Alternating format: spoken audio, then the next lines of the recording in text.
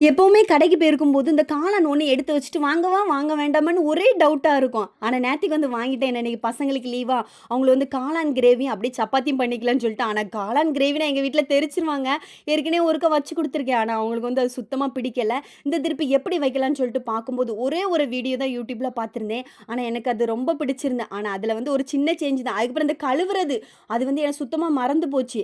ஆனா அதுவும் ஈஸி தான். உப்பு போட்டு கொஞ்ச நேரம் அத வந்து அப்படியே ஊற வைக்க சொன்னாங்க. அதே மாரி வச்சுட்டு, அதுக்கப்புறம் உரிச்சு எடுத்துட்டேன்.